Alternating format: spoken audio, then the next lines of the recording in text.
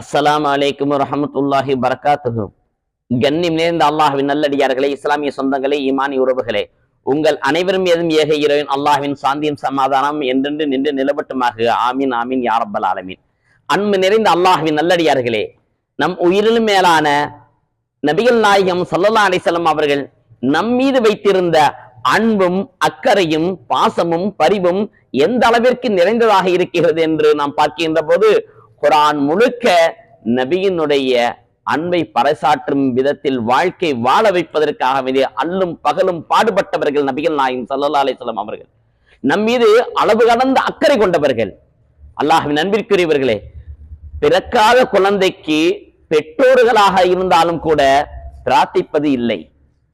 ஆனால் நம்மை காணாத நபிகள் நாயகம் ஸல்லல்லாஹு அலைஹி வஸல்லம் அவர்கள் நமக்காக 1400 ஆண்டுகளுக்கு முன்பாக, ஏன் இன்னும் சொல்ல போனா இனி கியாமத் நாள் வரும் வரைக்கும் வரக்கூடிய அனைத்து மக்களுக்காக வேண்டியும் கவலையோடும் கண்ணீரோடும் இறைவனிடத்தில் பிரார்த்தித்திருக்கிறார்கள் என்று சொன்னார். நம் மீது கொண்டிருந்த அன்பும் பாசமும் அக்கறையும் எந்த அளவு என்பதை நீங்கள் உணர்ந்து கொள்ள வேண்டும் என்பதுதான் நோக்கமாகும். ஒரு முறை நபிகள் நாயகம் ஸல்லல்லாஹு அலைஹி வஸல்லம் அவர்கள் இரவு நேரத்தில் அழுது கொண்டிருந்தார்கள்.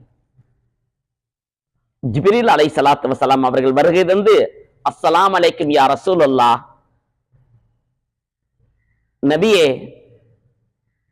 அல்லாஹ் சுப்ஹானஹு வ தஆலா உங்களுக்கு சலாம் சொல்லி அனுப்பி வைத்தான் என்னை. மேலும் தாங்கள் அழுவதை அறிந்த அல்லாஹ் அதை தங்களுடைய திருநாவால் மலர்ந்து சொல்லும்படி அல்லாஹ் விரும்பினான். எனவே கேட்டு வர என்னை அனுப்பியிருக்கின்றான். தாங்கள் அழுவதற்கு காரணம் என்ன?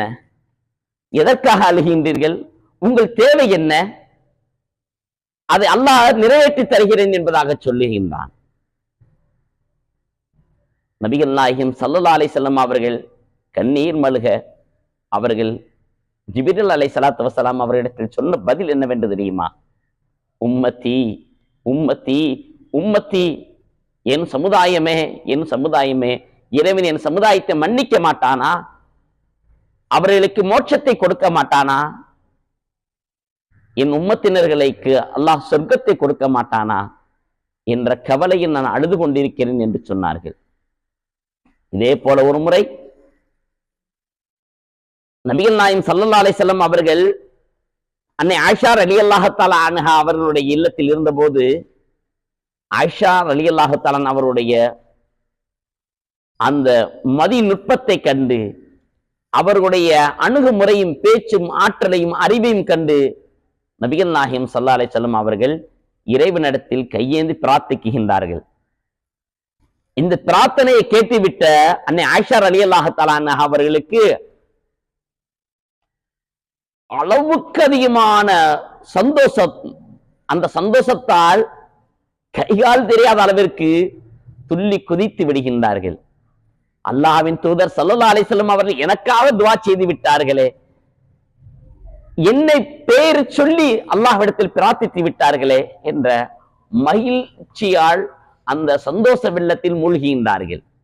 இதை கண்டு கொண்டிருந்த அருமை நாயகம் ஸல்லல்லாஹு அலைஹி வஸல்லம் அவர்கள், ஆயிஷாவே, ஒரே ஒரு முறை உமக்கு துஆ செய்ததற்காக நீ இவ்வளவு ஆனந்தப்படுகின்றாய், இவ்வளவு சந்தோஷப்படுகின்றாய்.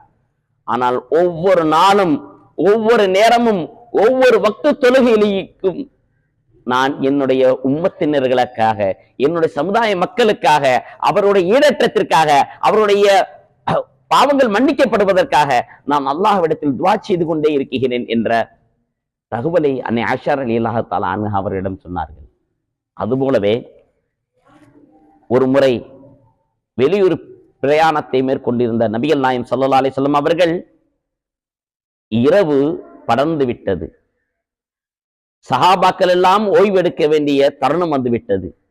அந்த நேரத்தில் சஹாபாக்கள் எல்லாம் சற்று தள்ளி இருந்து ஓய்வெடுத்துக் கொண்டிருக்கின்றார்கள். அந்த கூட்டத்தில் ஹஜரத் அபூ உமாமா என்ற சஹாபிக்கு தூக்கம் வரவில்லை. அவர்கள் இங்கும் அங்கும் புரண்டு புரண்டு பார்க்கின்றார்கள், தூக்கம் வரவில்லை.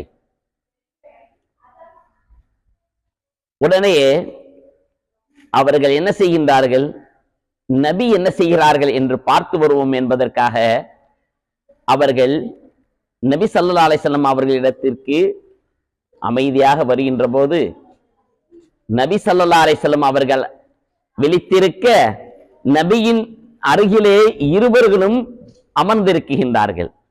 இதை பார்த்து ஆச்சரியம், நபி உறங்கவில்லையா, நபி தூங்கவில்லையா, நபி ஓய்வு எடுக்கவில்லையா என்ற வியப்பில் வந்து அமர்ந்திருந்த போது நபி ஸல்லல்லாஹு அலைஹி வஸல்லம் அவர்கள் அருகில் இருந்த ஒவ்வொரு சஹாபாக்களினுடைய பெயரை சொல்லி சொல்லி அழைத்து எல்லோரையும் ஒன்று திரள செய்கின்றார்கள். சஹாபாக்கள் எல்லாம் அந்த அமர்ந்த பிறகு நபி ஸல்லல்லாஹு அலைஹி வஸல்லம் அவர்கள் சஹாபாக்களிடம் சொன்னார்கள், சற்று நேரத்திற்கு முன்பாக அல்லாஹ் என்னிடம் நேரடியாக பேசினான், எனக்கு சில சலுகை வழங்கினான், இரண்டு விதமான சலுகை தந்தான். ஒன்று, நபியே, அல்லாஹ் சொன்னான், நபியே நீங்கள் விரும்பினால் உங்களுடைய சமுதாயத்தில் 2/3 பங்கு உடையவர்களை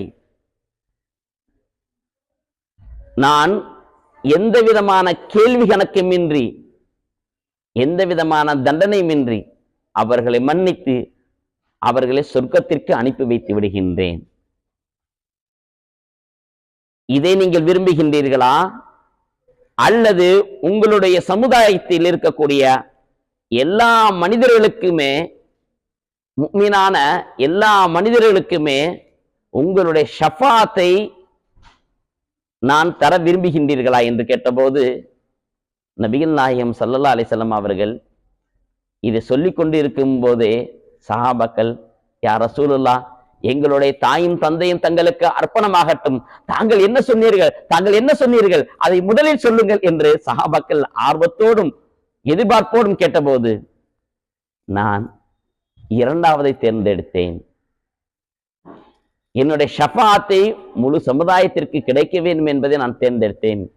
ஏனென்று தெரியுமா, என் சமுதாயத்தில் 2% உடையவர்கள் மட்டும் சொர்க்கத்தில் சென்றுவிட்டு மீதம் 1% நரகத்திற்கு சென்று விட்டால் என் மனது தாங்காதல்லவா, எனக்கு அது மிக பெரும் வேதனையா இருக்கும் அல்லவா. அதனால்தான் ஷஃபாத் செய்யும் உரிமையை அல்லாஹ்விடத்தில் நான் வாங்கிக் கொண்டேன். நான் நாளைய மறுமையில் கியாமத்தில் ஒவ்வொரு மனிதருக்காக வேண்டியும் அல்லாஹ்விடத்தில் சஜிதாவில் விழுந்து மன்றாடி கண்ணீர் மல்க நான் அல்லாஹ்விடத்தில் கேட்டுக்கொண்டே இருப்பேன், உம்மத்தி உம்மத்தி உம்மத்தி, யா அல்லாஹ் என்னுடைய சமுதாயத்தினரை மன்னித்து விடு, அவர்கள் மீது இரக்கப்படு, அவர்களை வெற்றி அடைச்சி அவர்களுக்கு சொர்க்கத்தை தா என்று கேட்டுக்கொண்டே இருப்பேன். இப்படிப்பட்ட கருணைய நபிகள் நாயகம் ஸல்லல்லாஹு அலைஹி வஸல்லம் அவர்கள் மீது நாம் ஸலவாத் சொல்லுவதும் அன்பு வைப்பதும் நம்முடைய ஈமானின் ஒரு அங்கமாகும்.